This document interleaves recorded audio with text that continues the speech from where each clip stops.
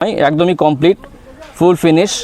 তো দেখুন এই ঠাকুরটা কতটা সুন্দর লাগছে, এই বা ছোট বাচ্চাদের জন্য কিন্তু এই ঠাকুরটা কিন্তু খুবই সুন্দর।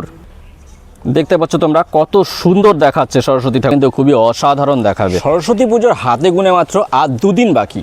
আমি চলে এসেছি একজন বিখ্যাত মৃৎশিল্পী স্টুডিওতে, যেখানে খুব সুন্দর সুন্দর কিছু সরস্বতী ঠাকুর তৈরি হচ্ছে। এই স্টুডিওতে কি কি সরস্বতী ঠাকুর তৈরি হচ্ছে এবং কি ধরনের সরস্বতী ঠাকুর সেটা জানতে কিন্তু সম্পূর্ণ ব্লগটা দেখুন, কোনো রকম স্কিপ করবেন না। তো কৃষ্ণনগরের বিখ্যাত মৃৎশিল্পী রানা মল্লিককে আমরা দেখছি, উনি এই ঠাকুরটি নির্মাণে কাজ করছেন। এই ঠাকুরটা প্রায় কমপ্লিট হয়ে গেছে, ওনার দক্ষ হাতে ফিনিশিং টাচ দিচ্ছেন। তো ওনার কাজ কিন্তু সত্যি কথা বলে। ওনার নির্মীয় যে সকল ঠাকুর বা যে কোনো মডেল বলুন না কেন, সেগুলো কিন্তু খুবই সুন্দর হয়। তো দেখুন এই সরস্বতী ঠাকুরটা কিন্তু প্রায় এটা কমপ্লিট হয়ে গেছে, প্রায় নয় একদমই কমপ্লিট ফুল ফিনিশ। তো দেখুন এই ঠাকুরটা কতটা সুন্দর লাগছে। এই সরস্বতী ঠাকুরের মুখটা আপনারা দেখতে পাচ্ছেন, একদম মনে হচ্ছে যেন দেবী, মানে একদম জলজান্ত একটি নারী বসে আছে। তো পাশে তার বাহন সরস্বতী ঠাকুর, আর পাশে এই দেখুন আর একটা সরস্বতী ঠাকুর আছে। এই সরস্বতী ঠাকুরটা কিন্তু বেশ ইউনিক, আমার কিন্তু এটা খুব ভালো লাগলো। জানি না আপনাদের কোনটা বেশি ভালো লাগলো, তো অবশ্যই কিন্তু কমেন্ট করে জানাবেন। তবে যারা ছোট বন্ধুরা আছো বা ছোট বাচ্চাদের জন্য কিন্তু এই ঠাকুরটা কিন্তু খুবই সুন্দর, খুবই পছন্দ হবে। দেখো এই সরস্বতী ঠাকুরটাকে কার্টুনের আদলে বানানো হয়েছে, বেশ দারুণ দেখাচ্ছে, আকর্ষণীয় দেখাচ্ছে সরস্বতী ঠাকুরটা। এই কাজগুলো কিন্তু সত্যি অনবদ্য,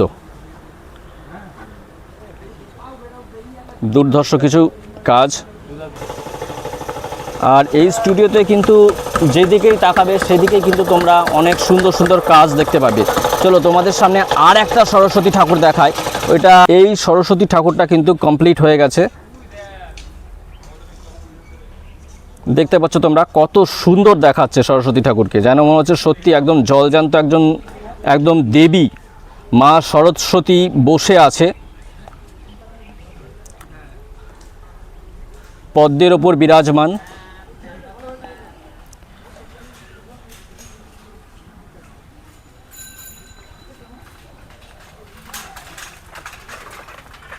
কৃষ্ণনগরের বিখ্যাত মৃৎশিল্পী রানা মল্লিকের স্টুডিওতে এর আগেও আমি এসেছি, অনেক ভিডিও বানিয়েছি।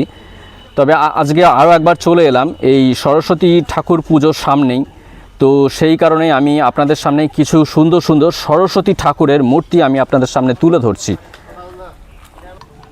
তো এইখানে আর একটা সরস্বতী ঠাকুর তোমাদের সামনে আমি তুলে ধরছি। দেখো এই ঠাকুরটা দেখতে কতটা সুন্দর লাগছে, যদিও এখনও এটার কাজ অনেকটাই বাকি আছে, তবে যে কালার কম্বিনেশন সেটা কিন্তু খুবই সুন্দর দেখাচ্ছে। যখন এই সরস্বতী ঠাকুরটা কমপ্লিট হয়ে যাবে না, তখন কিন্তু খুবই অসাধারণ দেখাবে। দেখো কি ফাইন লাগছে।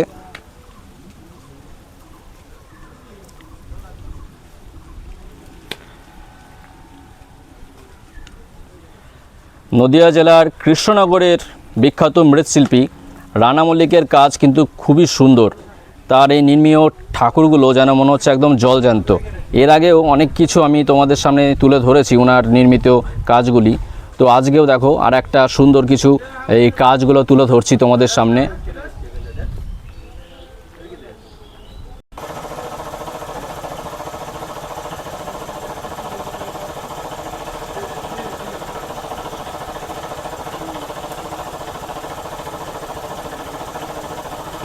খুবই সুন্দর কাজ, অসাধারণ। বন্ধুরা তোমাদের সামনে দেখো আর একটা সরস্বতী ঠাকুর আমি তুলে ধরছি। দেখো এই ঠাকুরটা কিন্তু খুবই সুন্দর এবং এর একটি দেখো অন্তর্নিহিত একটা অর্থ আছে। এতক্ষণ আশা করি তোমাদের শুনতে কোনো অসুবিধা হচ্ছিল না, তবে আমি তোমাদের কাছে একটু আগেই বলে নিই যে এখন হয়তো একটু শুনতে অসুবিধা হচ্ছে, কারণ এখানে দেখো একটা মেশিন চলছে যেটা ওই মাধ্যমে রং স্প্রে করা হয়। তো সেই কারণে হয়তো তোমাদের একটু এই ভুটভুট আওয়াজ হচ্ছে, যেটার কারণে হয়তো একটু শুনতে হয়তো অসুবিধা হতে পারে। তবু আমি দেখাচ্ছি। দেখো এই সরস্বতী ঠাকুরটা কিন্তু খুবই সুন্দর এবং এর অন্তর্নিহিত অর্থ যেটা আমি বললাম। দেখো এখানে দুটো মানুষ বা বাচ্চা যাই হোক, দেখো এই নির্বস্ত্র অবস্থায় আছে এবং দেখো এখানে পশু পাখি এবং মানুষ এবং প্রকৃতি সবই একসঙ্গে অবস্থান করছে। মানে এখানে ধরো এই সরস্বতী ঠাকুর শিক্ষাদানের যে ব্যাপারটা, সেই জিনিসটাকে তুলে ধরা হয়েছে। সভ্যতা মানে এটা সভ্যতার আগেকার অংশ, যখন মানুষ সভ্য হয়নি বা সিভিলাইজড হয়নি, তার আগে দেখো সেই পটভূমি এখানে তুলে ধরা হয়েছে। এটা শিল্পীর একটা আলাদা রকমের ভাবনা চিন্তা, এবং সেই কারণেই দেখো মা শিক্ষা দান করে, তারপরই মানুষ সমাজে সভ্যতা আসে, মানুষ শিক্ষিত হয়। তো সেই দেখো একটা সুন্দর একটা পটভূমি এখানে তুলে ধরা হয়েছে। এই ছবিটাও মানে এই যে ঠাকুরটাও কিন্তু খুবই সুন্দর। আর এখানে দেখো যে সকল শিল্পীরা আছে তারা এই ঠাকুরটাকে সাজানোর কাজ করছে।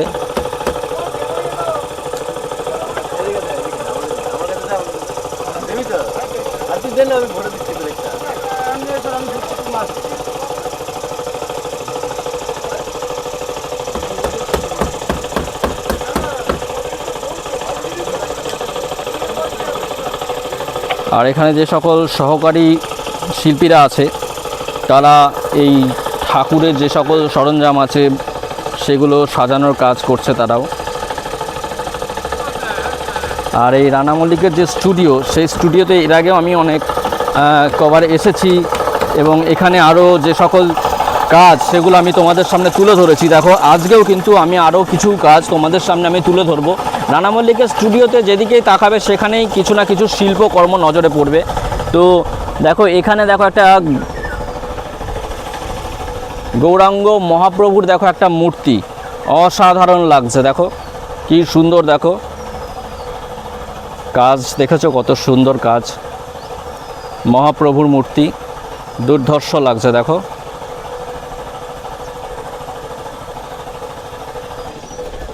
এ দেখো যেদিকে তাকাবে সেদিকেই তোমরা বিভিন্ন রকমের কাজ দেখতে পারবে।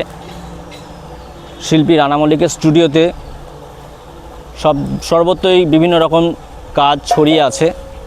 তো এখানেও দেখো কিছু কিছু কাজ আছে। তো যাই হোক, আজকে তোমাদের পুরো স্টুডিওটা আর ঘুরিয়ে দেখাবো না বেশি, কারণ আজকের মূল উদ্দেশ্য হলো এই যে রানা মল্লিকের স্টুডিও, সেখানে আমরা আজকে এই সরস্বতী ঠাকুর যে সকল মূর্তি সেগুলোই তুলে ধরবো আজকে। আর তোমাদের এই স্টুডিওর বাকি সকল কাজগুলো খুব একটা বেশি ঘুরিয়ে আমি দেখাবো না, কারণ আজকের এই আমার উদ্দেশ্য ছিল এই স্টুডিওতে এসে সরস্বতী ঠাকুর যে সকল কাজগুলো হচ্ছে, বা যেগুলো হয়ে গেছে, যে সকল সরস্বতী ঠাকুরগুলো, সেই সকল সুন্দর সুন্দর সরস্বতী ঠাকুরগুলো তোমাদের সামনে তুলে ধরা। তো তোমাদের সামনে আমি বিভিন্ন কাজ, সুন্দর সরস্বতী ঠাকুরগুলো আমি তুলে ধরলাম।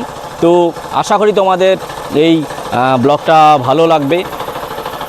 আর যদি ব্লগটা তোমাদের ভালো লাগে তাহলে অবশ্যই একটি লাইক করবে এবং চ্যানেলটি সাবস্ক্রাইব করবে, পাশে থাকবে। তো পরবর্তী ব্লগে দেখা হচ্ছে। ভালো থেকো, সুস্থ থেকো, ধন্যবাদ।